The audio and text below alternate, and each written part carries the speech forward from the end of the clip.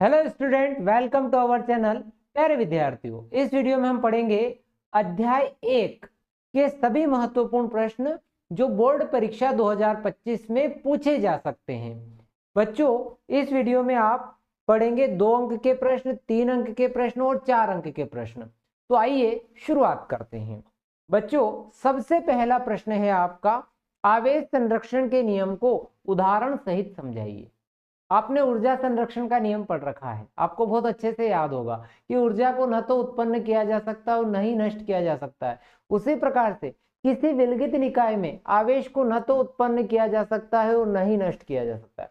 क्या मैं ऐसा कह सकता हूं क्या कि किसी विलगित निकाय में कुल आवेश नियत होता है? यही आवेश संरक्षण का नियम है, आपको अच्छी तरह से याद भी होगा।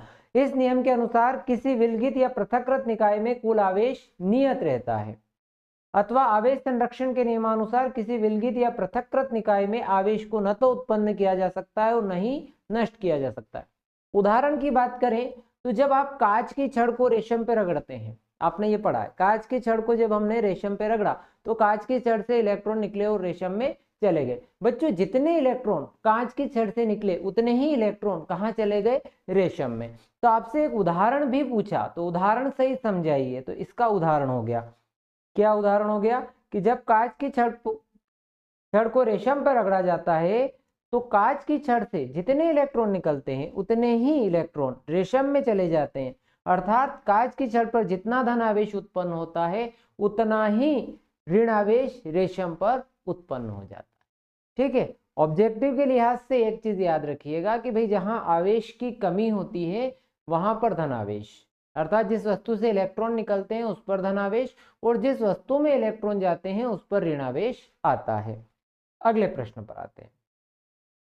बच्चों, प्रश्न है आवेश के क्वांटीकरण को समझाइए। बच्चों, हमें एक चीज याद रखनी है कि प्रकृति में जितना भी आवेश स्थानांतरित होता है वो कंप्लीट होता है, पूर्ण गुणज के रूप में होता है। तो हम यहाँ कहें कि प्रकृति में जो आवेश होता है वो एक निश्चित न्यूनतम आवेश का पूर्णांक गुणज होता है। अब आपको ये पता है कि वो निश्चित न्यूनतम आवेश क्या है, तो वो निश्चित न्यूनतम आवेश 1.6 गुणित 10 की घात -19 कूलाम होता है। देखो बच्चों, क्या हो गया कि प्रकृति में आवेश सदैव एक निश्चित, ठीक है, ये शब्द थोड़ा सा चेंज हो गया है, प्रकृति में आवेश सदैव एक निश्चित न्यूनतम मान ई का पूर्णांक गुणज होता है। अब ये ई क्या है? तो ई को आप इलेक्ट्रॉनिक आवेश बोलते हैं और इसका मान 1.6 गुणित 10 की घात -19 कूलाम होता है बच्चों।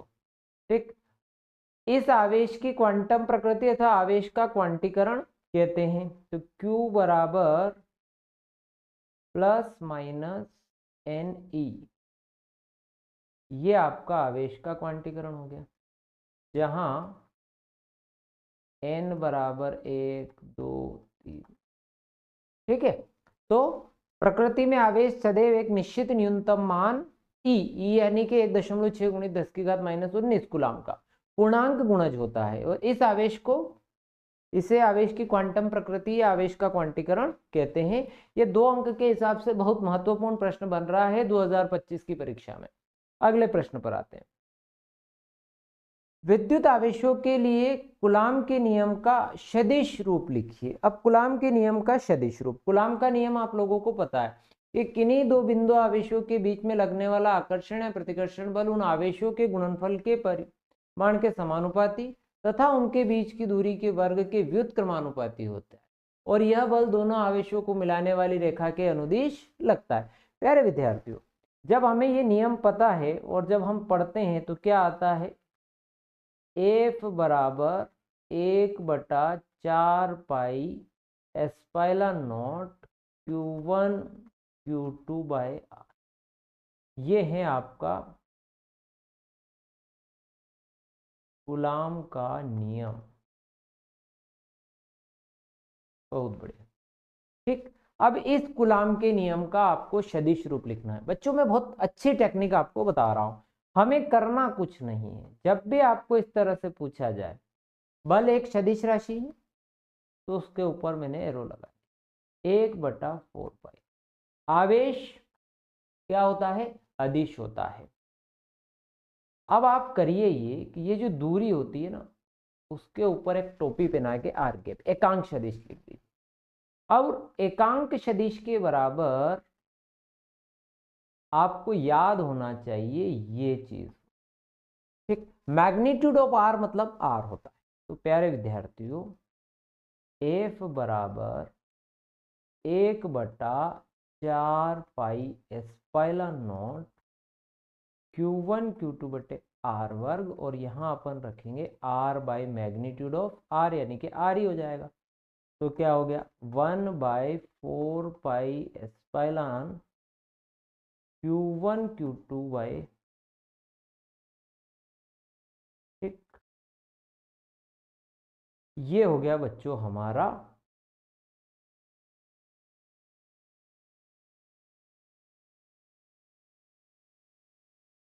ठीक। आप लोगों का ये हो गया कौन सा, कूलाम के नियम का सदिश रूप। कुछ नहीं करना है, कूलाम का नियम का सूत्र आपको याद है, उसको अगर आप इस तरह से टोपी पहना के भी रख देते हैं, इस तरह से टोपी पहना कर भी आप बिठा देते हैं ये ऐसे, तो भी आपको अंक मिल जाएंगे। बहुत ज़्यादा मुश्किल प्रश्न नहीं आते हैं बोर्ड परीक्षा में, पर हमें चीज़ों को धीरे धीरे एक एक करके समझना है। अगले प्रश्न पर आते हैं। विद्युत क्षेत्र की तीव्रता क्या है? भाई कोई आवेश है, उस आवेश के चारों ओर जो क्षेत्र होता है, उस क्षेत्र को हम विद्युत क्षेत्र कहते हैं। अब उस विद्युत क्षेत्र में आप एक परीक्षण आवेश लेकर जाएंगे। एक चीज होती है परीक्षण आवेश, जिसे टेस्ट चार्ज कहते हैं। परीक्षण आवेश, इसको अपन क्यू नोट से बता, ठीक। परीक्षण आवेश के बारे में कुछ चीजें जान लेनी आवश्यक है। परीक्षण आवेश को मान लीजिए कि परीक्षण आवेश हमेशा बहुत छोटा होगा, ठीक, और हमेशा धनात्मक होगा। ये बात हमें पता होना चाहिए कि परीक्षण आवेश बहुत छोटा होता है और धनात्मक होता है। अब विद्युत क्षेत्र की तीव्रता चाहिए, तो बच्चों जब आपका यहां मान के चलो समझते हैं कि यहाँ आवेश है आपका धन क्यू आवेश, ठीक। अब हमने इसका एक क्षेत्र बना लिया, एरिया बना लिया, इसका अपन ने यहाँ पर एक एरिया बना लिया, ये इसका एरिया है। अब आप यहाँ पर एक छोटा सा बच्चा आवेश लेकर आएंगे, बच्चा आवेश लेकर आएंगे तो ये जो है चींटी जितना, अब ये उस पर क्या लगाएगा, बल लगाएगा इस आवेश पर, इसको धक्का लगाएगा। आप इसको जितने पास में लाओगे उतना ज्यादा इस पर बल लगेगा। तो भाई इस परीक्षण आवेश पर इस आवेश के कारण जो बल लग रहा है, परीक्षण आवेश पर ये जो प्लस क्यू चार्ज हैं, ये प्लस क्यू आवेश हैं, ये क्या लगा रहा है, बल लगा रहा है। और उसी बल को आप क्या कहेंगे, विद्युत क्षेत्र की तीव्रता। क्या, जितना ज्यादा इसके ऊपर ये जैसे जैसे पास में आएगा बल का मान बढ़ते जाएगा। तो बच्चों हम ऐसा कहें क्या कि एकांक परीक्षण आवेश पर लगने वाले बल को विद्युत क्षेत्र की तीव्रता कहते हैं। तो देखो, विद्युत क्षेत्र के किसी बिंदु पर रखे परीक्षण आवेश पे लगने वाले बल तथा परीक्षण आवेश के अनुपात को उस बिंदु की विद्युत क्षेत्र की तीव्रता कहते हैं। यानी कि E बराबर एफ बाय क्यू नॉट, ठीक। यानी कि विद्युत क्षेत्र में किसी बिंदु पर रखे परीक्षण आवेश पर लगने वाले बल और परीक्षण आवेश के अनुपात को विद्युत क्षेत्र की तीव्रता कहते हैं। ऐसा नहीं लिखे तो ऐसा भी लिख सकते हैं कि एकांक, इसको एक मान लो, एकांक परीक्षण आवेश पर लगने वाले बल को विद्युत क्षेत्र की तीव्रता कहते हैं। अब यह एक सदिश राशि क्यों है, क्योंकि इसकी दिशा वही होती है जो धनावेश पर कार्य करने वाले बल की दिशा हो। जो बल की दिशा होती है वही विद्युत क्षेत्र की तीव्रता की भी दिशा होती है। इसका मात्रक भी मैं आप लोगों को यहाँ निकाल देता हूं। बल का जो मात्रक होता है न्यूटन होता है, आवेश का कूलाम होता है। विमेय सूत्र की बात करें तो बल का MLT-2 और आवेश का AT, तो M1 L1 T inverse 3 A inverse 1, ठीक। ये इसका विमेय सूत्र और मात्रक भी हो गया। आगे बढ़ते हैं। दो विद्युत बल रेखाएं कभी एक दूसरे को नहीं काटती हैं, क्यों? भाई जब भी दो विद्युत बल रेखाएं अगर या क्षेत्र रेखाएं एक दूसरे को काट गई, मान लो दो क्षेत्र रेखाओं ने एक दूसरे को काट दिया, तो उसके कटान बिंदु पर दो दिशाएं या दो से अधिक दिशाएं होगी। जो कि संभव नहीं है। भाई विद्युत क्षेत्र की एक ही दिशा हो सकती है, एक से अधिक दिशा तो हो नहीं सकती। इसीलिए जब भी दो बल रेखाएं एक दूसरे को काटती है तो दो या दो से अधिक दिशाएं होगी, जो कि असंभव है। इसीलिए ये कभी भी एक दूसरे को नहीं काटेगी। तो विद्युत बल रेखा एक दूसरे को कभी नहीं काटती। यदि दो बल रेखा एक दूसरे को काटती तो ऐसी स्थिति में उसके कटान बिंदु पर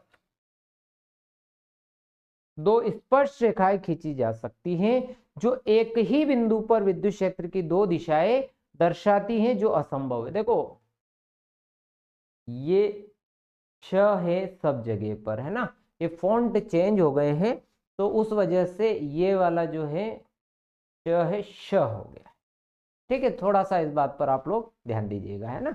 तो दो बल रेखाएं कभी भी एक दूसरे को नहीं काटती हैं। अगर काटेगी तो उनके कटान बिंदु पर विद्युत क्षेत्र की दो रेखाएं खींची जा सकती है, यानी दो स्पर्श रेखाएं खींची जा सकती है, जो कि संभव नहीं है। दो दिशाएं बताएगी। तो आगे बढ़ते हैं। स्थिर विद्युत रेखा एक सतत वक्र बनाती है, अर्थात एकाएक नहीं टूट सकती। क्यों, ऐसा क्यों होता है भाई कि जो स्थिर विद्युत रेखा है वो अचानक से ब्रेक नहीं होती, है ना। तो देखिए, विद्युत बल रेखाएं संपूर्ण विद्युत क्षेत्र में उपस्थित होती है। विद्युत क्षेत्र रेखा किसी बिंदु पर खींची गई स्पर्श रेखा उस बिंदु पर विद्युत क्षेत्र की दिशा दर्शाती है। विद्युत क्षेत्र की दिशा में अचानक कोई परिवर्तन नहीं होता, लेकिन क्षेत्र के दो सन्निकट बिंदुओं पर विद्युत क्षेत्र की दिशा में सूक्ष्म परिवर्तन हो जाता है। देखो हम ये मान के चले, यहाँ धनावेश है और यहाँ ये, अब ये क्षेत्र रेखा ऐसे चल रही है ना। अब जब क्षेत्र रेखा ऐसे चल रही है तो आप ये देखते हैं कि यहाँ भाई अचानक कोई बड़ा परिवर्तन तो नहीं होता है ना। देखो क्या बोला कि विद्युत क्षेत्र दिशा में अचानक कोई परिवर्तन नहीं होता, लेकिन क्षेत्र के दो सन्निकट बिंदुओं पर, ये यहाँ बहुत पास पास वाले बिंदुओं पर ले ली, ये दोनों बिंदु ले ली, सन्निकट बिंदुओं पर अब विद्युत क्षेत्र की दिशा में सूक्ष्म परिवर्तन होगा। ऐसा क्यों हो रहा है भाई, तो यहाँ इसका जो है इस आवेश का परिमाण से इसकी दूरी कम है, इसकी दूरी इससे थोड़ी अधिक है, तो यहाँ बल कम लग रहा है, तो यहाँ बल थोड़ा अधिक है, तो यहाँ थोड़ा झुकाव ज्यादा है, यहाँ झुकाव कम है। पर थोड़ा थोड़ा थोड़ा थोड़ा थोड़ा सूक्ष्म परिवर्तन होते होते होते ये लाइन इधर झुक जाती है। इसीलिए सूक्ष्म परिवर्तन होता है, यानी किसी बिंदु आवेश से दूरी में वृद्धि के सापेक्ष विद्युत क्षेत्र की तीव्रता में कमी होती जाती है और क्षेत्र रेखा में एकाएक नहीं टूट सकती, धीरे धीरे धीरे धीरे उसमें झुकती जाती है। ठीक, आगे बढ़ते हैं। वायु में एक दूसरे से 30 सेंटीमीटर दूरी पर रखे दो छोटे आवेशित गोलों पर क्रमशः 2 × 10⁻⁷ कूलाम तथा 3 × 10⁻⁷ कूलाम आवेश है, उनके बीच में बल होगा। ये प्रश्न 2 नंबर के लायक मुझे लगता है। ठीक है, और सारे प्रश्न मैंने जो लिए हैं न्यूमेरिकल टाइप भी, वो एनसीईआरटी के ही प्रश्न है और आएंगे एनसीईआरटी से ही बच्चों। तो हमारे पास दो छोटे आवेशित गोलों पर क्रमशः जो आवेश हैं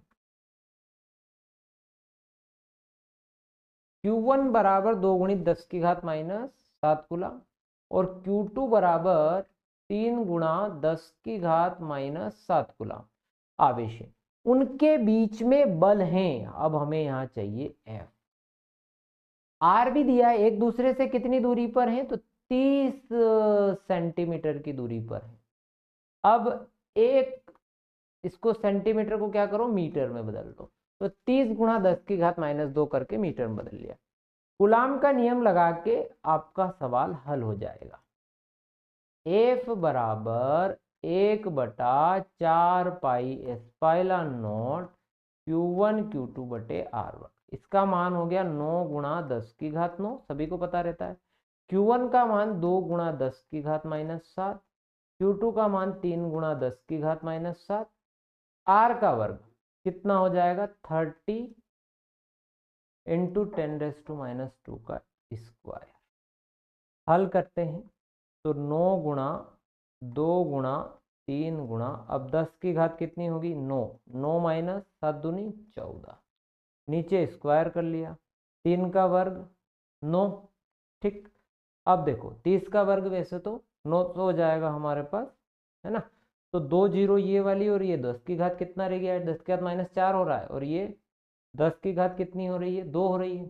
तो 10 की घात 2 और 10 की घात -4 में से कितनी रहेगी 10 की घात -2, तो ये ऊपर आकर 10 की घात +2। ठीक है, समझ में आई कि नहीं, एक आई नहीं कहानी। मैंने 3 का वर्ग कितना करा, 900 करा। ये हो गई आपकी 10 की घात -4।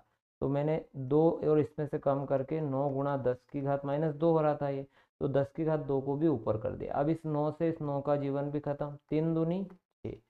अब 10 की घात कितनी हो गई, 9 2 11, 11 में से कितना माइनस हो गया, 14। तो 10 की घात कितनी आ गई, 10 की घात आ गई -3 न्यूटन। ये आ गया आपका बल। ऐसे प्रश्न 2 नंबर में आ सकते हैं। सिंपल सा कैलकुलेशन अगर आपको आता है और कूलाम का नियम आता है तो आप इस सवाल को करके आ सकते हैं। भाई जिन बच्चों से नहीं हो रहा है, सवाल नहीं हो रहे हैं, बहुत ज्यादा उलझने की आवश्यकता नहीं, हमें ध्यान देना है छोटे प्रश्नों पर। ठीक है, आगे बढ़ते हैं। जांच की सुनिश्चित कीजिए कि के ई वर्ग upon G M E into M M P. हमारे पास एक सूत्र दिया हुआ है जो आपको थोड़ा शायद ब्लर दिख रहा हो,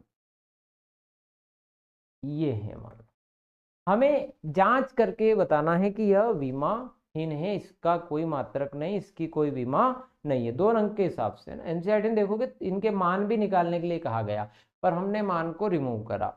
बोर्ड में मैं पिछले कई सालों से इनका विश्लेषण करा पेपर का, और मैंने देखा कि वो टुकड़े कर देता है प्रश्न के, छोटी छोटी चीजें कर देता है और वही पूछता है। अब आपको के का मात्रक पता होना चाहिए, ई का पता होना चाहिए, जी का पता होना चाहिए, एम का पता होना चाहिए, ई का पता होना चाहिए। ठीक है, पहले मैं आपको एक एक करके इनको निकालना, ढूंढना, पता लगाना बता देता हूं कि ये एक के कहाँ मिलेगा। जब हम बल F बराबर 1/4 pi epsilon not Q1 Q2 बटे आर वर्ग की बात करेंगे, तो आपको जो ये 1/4 पाई एप्सिलॉन नॉट है यही आपका के। ठीक है, अब के बराबर चाहिए तो एफ आर वर्ग Q1 Q2, यानी कि के की जो विमा है ना, के की विमा, बल का विमेय सूत्र होता है mlt -2, ये हो गया एल स्क्वायर, आवेश का एटी 2 बार आ रहा है, ए स्क्वायर टी स्क्वायर। तो क्या आएगा, m1 L cube T inverse 4 A inverse 2। प्यारे विद्यार्थियों, m1 L cube T inverse 4 A inverse, ये एक कहानी हो गई। उसके बाद और भी विमाएं अपन निकालते हैं, हमें इस जी की भी जरूरत पड़ती है, जो कक्षा 11 में हम पढ़ते थे इस टाइप से, जी m1m2/d²। तो बल के लिए तो आप mlt -2 यूज कर लोगे, इधर से d स्क्वायर आएगा तो l स्क्वायर, द्रव्यमान के लिए डबल m स्क्वायर, तो m1 एल क्यूब, अच्छा ये m इनवर्स हो जाएगा, ये 2 ऊपर चला जाएगा, और ये एल क्यूब टी इनवर्स 2। तो जी की विमा हो गई m inverse L cube T inverse, माफी चाहता हूं। अब जी की भी हो गई ई क्या है, तो ई न्यूनतम आवेश है, तो ई की विमा यानी कि आवेश की विमा, ये 80 हो गया। और क्या चाहिए, तो हमें द्रव्यमान चाहिए, एम होता ही है।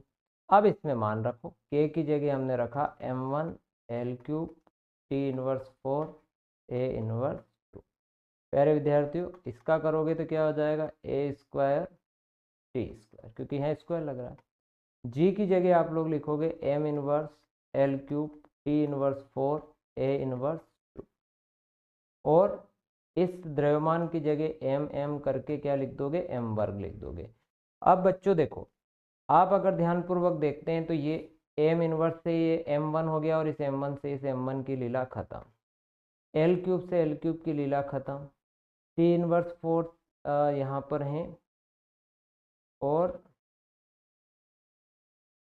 यहाँ है टी इनवर्स 4, हाँ, और यहाँ पर आपका टी इनवर्स 2 है ना। तो ने जी की विमा गलत लिख दी यहाँ पर, ये थोड़ी सी ना, ये वाली टी इनवर्स ये 2, ये तो ये हो गया टी इनवर्स 2, और इस टी इनवर्स 2 से इस टी इनवर्स की भी लीला खत्म। इस ए इनवर्स 2 से ये ए इनवर्स 2, ये जी की विमा गलत लिखने में आने की वजह से गलती हो रही है ना। ये जो आपकी एल वाली थी, जी वाली है, मेरे से गलती हो गई, M inverse L cube T inverse 2, जल्दबाजी में गलत लिखने में आ गया। तो इस ए इनवर्स 2 से ये इनवर्स ए स्क्वायर 2 कैंसिल हो गया, तो इस ए की विमा भी जीरो हो गई, ये सभी की विमाएं जीरो हो गई। तो हमने सिद्ध कर दिया कि यह एक विमाहीन राशि है। अगले प्रश्न पर आते हैं। देखो अब आगे अपन एक काम कर रहे हैं कि हम 2 और 3 अंक के प्रश्नों पर भी, 2 अंक पर चर्चा हो गई हमारी, अब हम 3 और 4 अंकों पर भी चर्चा कर लेते हैं।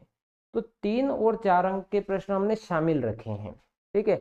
कई बार ऐसा होता है कि जिस प्रश्न को हम 3 अंक जैसा समझते हैं वो 4 में आ जाता है, और जिसको हम 4 अंक का समझते हैं वो 3 में आ जाता है, इसीलिए मैं दोनों को कंबाइन रखा है, ठीक है।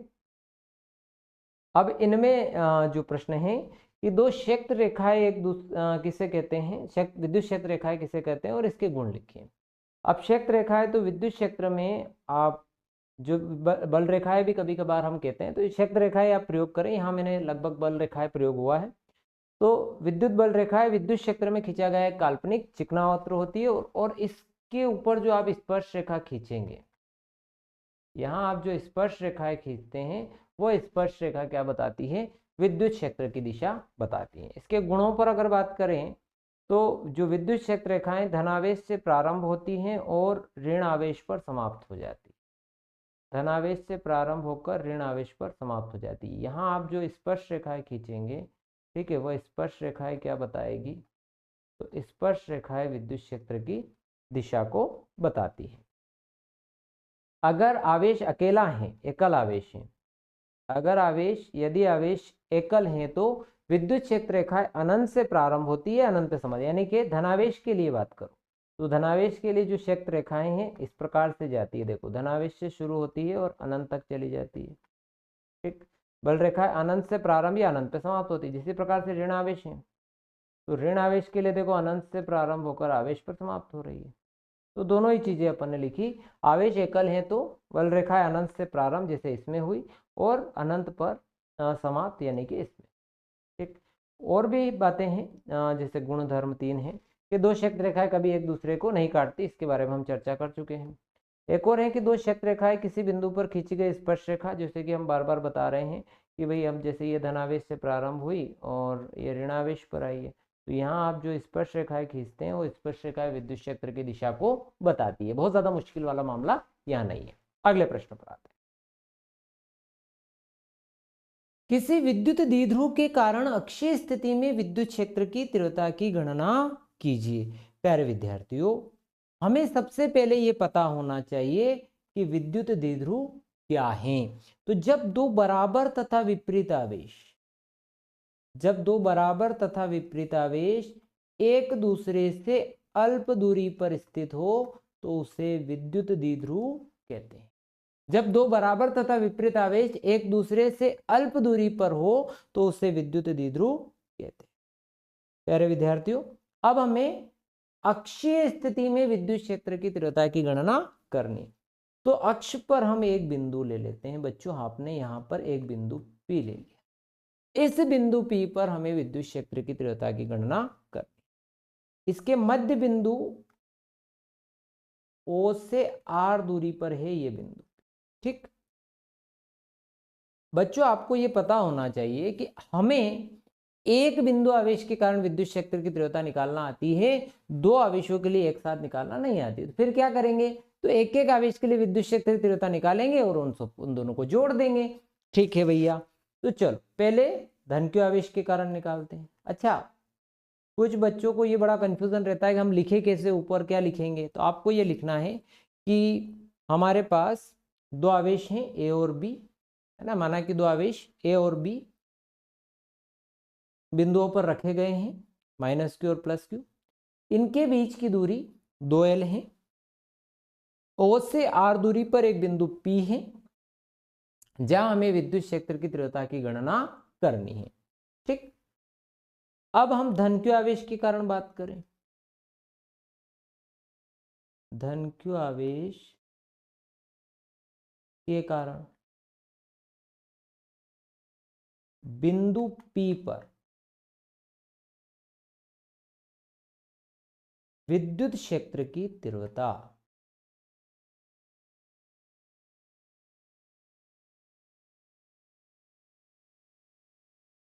प्यारे विद्यार्थियों E1 बराबर 1/4πε0 Q बटा R वर्ग होता है। R मतलब वहां दूरी। अब धनावेश से बिंदु तक की दूरी हमारी कितनी है? BP। ये हो गया BP का।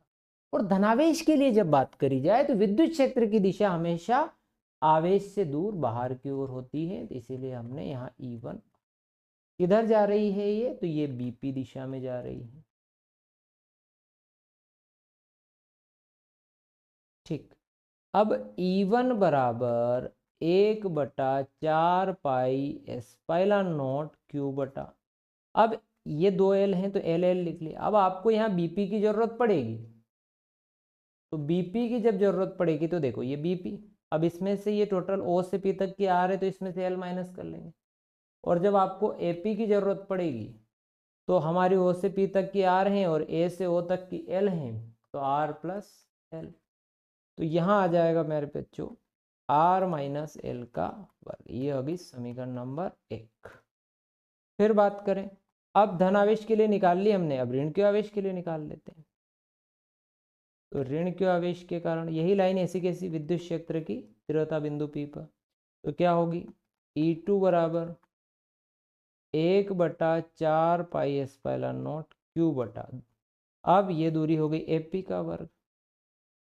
प्यारे विद्यार्थियों AP है ऋण आवेश, तो ऋण आवेश की दिशा आवेश की ओर होगी, अर्थात उसकी तरफ होगी, यानी E2 अंदर की तरफ जाएगा, यानी कि ये हो गई आपकी PA दिशा में। क्या इसका मान है हमारे पास? AP का R प्लस L पहले ही आप लोगों ने निकाल लिया। तो बच्चा E2 बराबर आया 1/4πε0 Q बटा R प्लस L का वर्ग, इसको दो समीकरण नंबर 2। अब आएगा परिणामी तीव्रता E बराबर, अब हमको करना है E1 प्लस E2, पर E1 प्लस E2 करने में एक समस्या है। समस्या को पहले समझो। जब आप E1 प्लस E2 करेंगे तो E1 आपका इधर और E2 आपका इधर, दोनों एक दूसरे के ठीक विपरीत है ना। आप ये देखें कि जो E1 की दिशा है वह इधर है और E2 की दिशा इधर है। एक चीज और समझ लो कि ये जो E1 की वैल्यू R माइनस एल आ रही है, E2 में R प्लस एल आ रही है, तो E1 की वैल्यू यहां पर बड़ी है E2 से, ये भी हमारा क्लियर हो गया। अब हमें, क्योंकि दोनों की दिशाएं अगर एक तरफ होगी तो फिर हम एक में से दूसरे को जोड़ सकते हैं। तो जब E2 की दिशा आपने बदल दी, अब E2 की दिशा अगर हम बदलें तो ये इधर घूम के क्या हो जाएगी, माइनस E2 हो जाएगी। अर्थात अब हमें करना तो प्लस था पर हो गया माइनस, E1 माइनस। अब E1 और E2 की वैल्यू में देखो तो एक चीज कॉमन आपको दिखाई देगी, वो है 1/4πε0। तो इस जब E आप निकालोगे तो इसमें से 1/4πε0, एक चीज तो ये कॉमन निकाल लो, ठीक है। और क्या कॉमन निकलेगा, Q भी इसके अंदर है तो वो भी आपका बाहर आ जाएगा, तो Q/4πε0 बाहर, ब्रैकेट में रह गया 1/r माइनस एल का वर्ग माइनस 1/r प्लस एल का। ठीक, एलसीएम लेकर सोल्व करना है ये तो कोई भी कर सकता है। Q/4πε0, एलसीएम लेंगे a plus B a minus B, तो a स्क्वायर बी स्क्वायर और इसका होल स्क्वायर, इससे डिवाइड किया तो r प्लस एल का स्क्वायर और r माइनस एल का होल स्क्वायर, ये हो गया a का स्क्वायर, ये b का square, a plus B a minus B, तो ये आ जाएगा बच्चों r प्लस एल, पहले a प्लस बी कर रहे हैं तो r plus L, r minus, फिर a minus B, r plus L, minus का इंटू अंदर minus minus, r square minus L square का। अब आप ये देखिए कि यहाँ जो है ये जो L से इस L से इस L की जीवन लीला और इस R से इस R की जीवन लीला समाप्त। क्या हो गया, Q/4πε0 आर और आर कितना हो गया 2r, और L L 2l upon R square minus L square का होल स्क्वायर। अब आपको एक चीज पता होना चाहिए कि जो Q इंटू 2l है वो होता है P, द्विध्रुव आघूर्ण। ठीक है, द्विध्रुव के एक आवेश और दोनों आवेशों के बीच की दूरी का जो गुणनफल को क्या कहते हैं, द्विध्रुव आघूर्ण कहते हैं। तो ये Q और ये 2l मिलाकर क्या हो जाएगा P। तो यहां आपके पास आएगा 1/4 pi epsilon not, 2r already था और एक P हो गया, तो ये 2pr, r वर्ग माइनस l वर्ग का होल वर्ग। प्यारे विद्यार्थियों, r का मान इस l से बहुत बड़ा है, तो इस l वर्ग को नगण्य कर देंगे। नगण्य करने पर तो l वर्ग हटा देंगे तो ये r की घात हो जाएगा 4। तो E बराबर 1/4 पाई एप्सिलॉन नॉट 2pr/r⁴। अब r से इसको कैंसिल करोगे, इस r से, तो ये r की घात 3 हो जाएगी। तो फाइनली जो आंसर आ रहा है आपका वो आ रहा है E बराबर 1/4 pi epsilon not 2p/r³ Newton प्रति। देखो ये पहले 5 नंबर में आया करती थी अक्षीय स्थिति, पर 4 नंबर में भी इसकी संभावनाएं बन जाती हैं। ठीक है, बहुत ज्यादा ऐसा नहीं है कि आएगी नहीं, मोस्ट इंपॉर्टेंट है ये भी। अगले प्रश्न पर, गाउस का नियम, गाउस की प्रमेय लिखिए और इसे सिद्ध कीजिए। गाउस का नियम लिखिए और इसे सिद्ध कीजिए, बहुत महत्वपूर्ण प्रश्न। गाउस का नियम कहता है कि किसी भी आकार या आकृति के बंद पृष्ठ से गुजरने वाला कुल विद्युत फ्लक्स उस पृष्ठ के भीतर उपस्थित कुल आवेश का 1/ε0 गुना होता है। तो गाउस की प्रमेय के अनुसार किसी बंद पथ से गुजरने वाला कुल विद्युत फ्लक्स उस पृष्ठ में उपस्थित कुल आवेश Q का 1/ε0 गुना होता है। यानी कि ये जो प्रमेय है फाई बराबर सिग्मा डेल Q इंटू 1/ε। अब इस प्रमेय को हम प्रूफ के तौर पर उत्पत्ति को इसका समझने का प्रयास करते हैं, इसके प्रूफ को समझने के लिए हम क्या करते हैं, हम एक गोला लेते हैं। हमने एक गोला लिया, ठीक, r त्रिज्या का एक गोला लिया, ठीक है। अब आप ये देखें, अब इस गोले का हमें चाहिए फ्लक्स। अब जब गोले का फ्लक्स चाहिए और इस गोले के अंदर जो टोटल आवेश है उसको मान लिया, और ये मान लो ये सेंटर पर है अभी। अब हमें अगर पूरे गोले का चाहिए तो पूरे गोले का एक साथ फ्लक्स निकाल नहीं सकते, तो हम क्या करते हैं कि इस पर एक छोटा सा क्षेत्र ले लेते हैं। ऐसे छोटे छोटे बहुत सारे क्षेत्र इसके ऊपर हमने ले लिए, ठीक है। अब ये है धनावेश, तो धनावेश के लिए जो विद्युत क्षेत्र की दिशा होती है वो बाहर होती है। एक और जो हमने यहाँ ये छोटा सा पृष्ठ लिया है, ये जो छोटा सा पृष्ठ है इसको आप ds बोल सकते हैं, df बोल सकते हैं। अब इस छोटे से पृष्ठ का जो क्षेत्र सदिश है इसको मान लो हमने ds बोल दिया, वो भी बाहर की ओर इसी दिशा में हमने ले लिया, ठीक। अब हमने विद्युत क्षेत्र की तीव्रता ली है, तो धनावेश के कारण विद्युत क्षेत्र की तीव्रता, आवेश के कारण बिंदु P पर, यहां एक बिंदु P है, P पर विद्युत क्षेत्र की तीव्रता,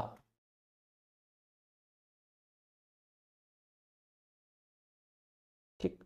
और इसका सूत्र फाइनली डायरेक्टली हमको याद है तो वो हमने लिख दिया, E बराबर 1/4 पाई एप्सिलॉन नॉट Q/r।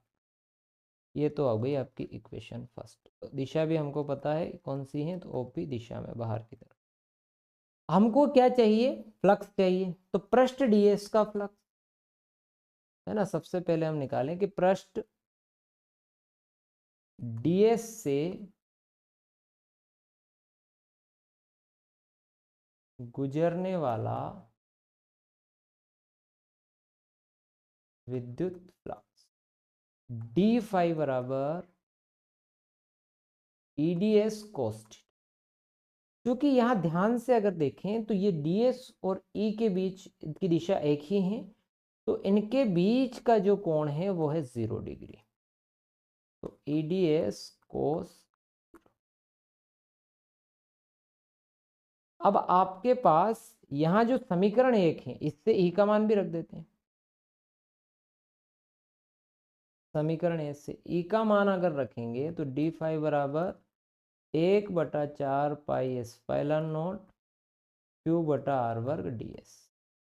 अब हम क्या करें कि ये एक छोटे से हिस्से का है, इस ds का, अब हम पूरे का चाहते हैं, तो इसको क्या कर दें आप लोग, समीशन कर दें, इसका योग कर दें।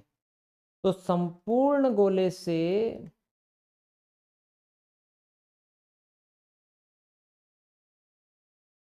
गुजरने वाला फ्लक्स,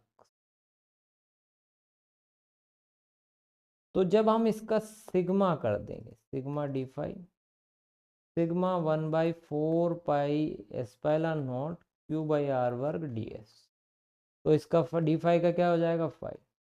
अब ये बाहर आ गया q/4 pi epsilon not 1/r², ये सब कांस्टेंट है, अंदर क्या बचा ds।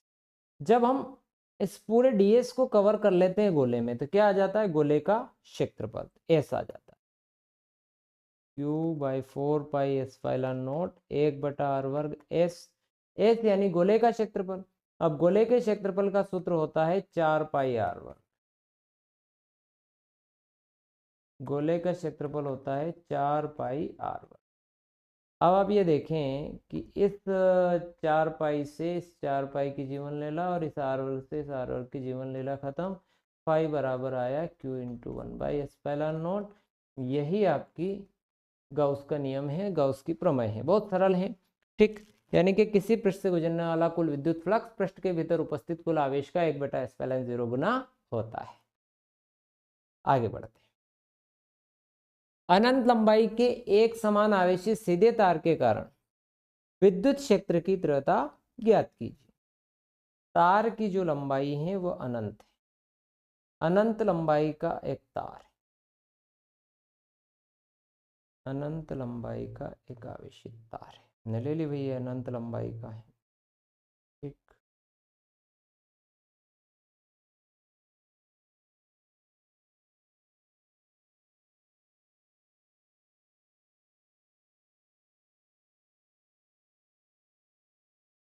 अनंत लंबाई के, एक मिनट, एक अनंत लंबाई का आवेशित तार ले लिया। आवेशित तार यानी कि इसके ऊपर अब हम आवेश ले लेते हैं कि हमारे पास ये धनावेश। ठीक, सीधे तार के कारण विद्युत क्षेत्र की तीव्रता ज्ञात कीजिए। ये गाउस के नियम की सहायता से निकालेंगे, ये गाउस के नियम की एप्लीकेशन। आर दूरी पर मान लो आपको यहाँ एक बिंदु पी ले लें, इस बिंदु पर हमें विद्युत क्षेत्र की तीव्रता चाहिए। तो बच्चों हम क्या करते हैं कि ये जो एल लंबाई का तार है, ये जो एल लंबाई का तार है, इस तार को क्या माने, अक्ष, अक्ष मानकर इससे एक बेलन हम यहाँ पर बना लेते हैं। एक बंद पृष्ठ की अपने कल्पना हो गई, जिसको अपन गाउसियन पृष्ठ भी कह सकते हैं। अब इसमें 3 भाग हैं हमारे पास, एक आपका ये है S1 और ये है S2 और एक है ये S3। जो S1 S2 वाले भाग हैं, अगर ये इन भागों को देखो तो आपका धनावेश इधर है तो दिशा इधर होगी, और इसका जो क्षेत्र सदिश है जिसको मान लो हम DS1 ले, तो क्षेत्र सदिश के बीच में कोण कितना बन रहा है, 90 डिग्री। और अगर मैं इसको d5 बराबर EDS कोस 90 करूंगा तो इसका मान क्या होगा, 0 हो जाएगा। तो यहां से गुजरने वाला जो फ्लक्स है आपका वह 0 है। इसी टाइप से इधर भी आपका एक,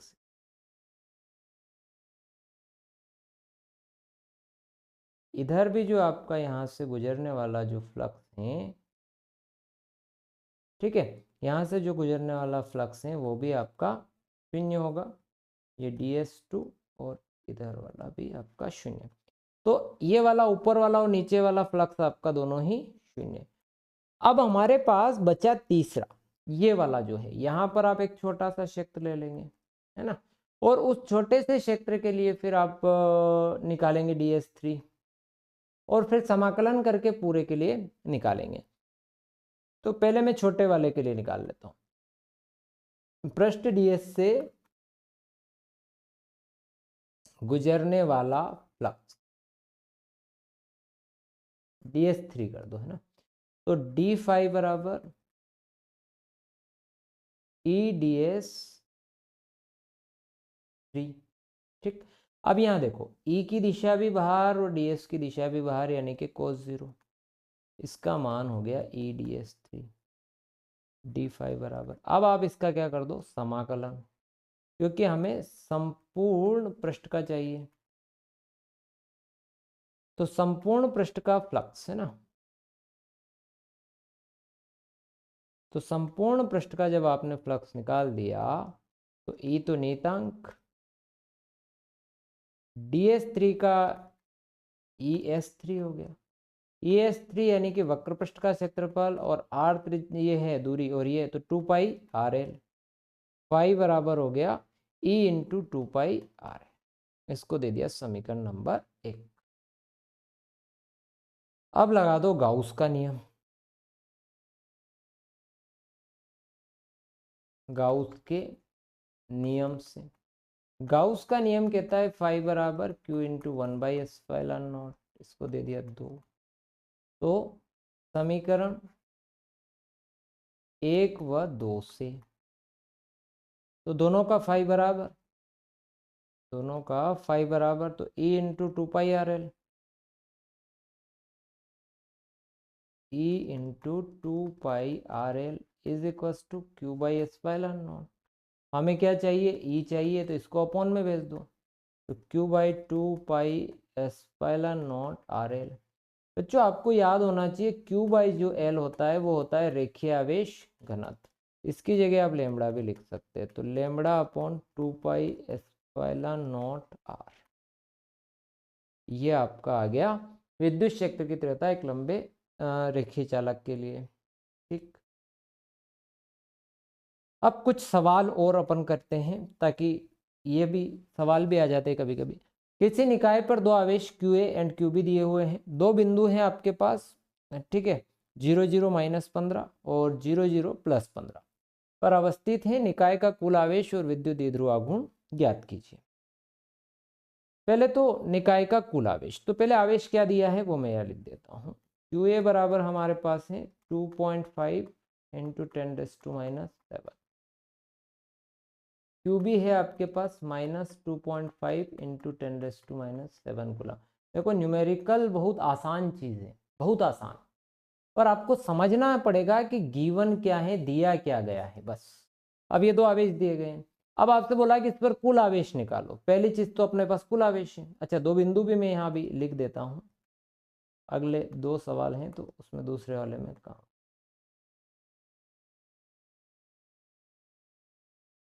अब आपको चाहिए था कुल आवेश, तो आपको यहाँ दिखाई दे रहा है एक प्लस का है और एक माइनस का है।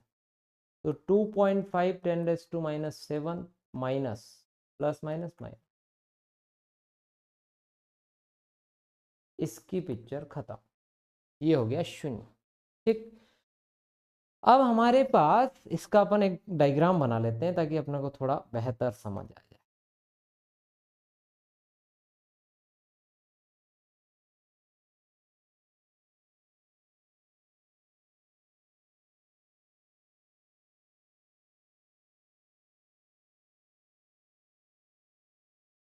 ठीक है,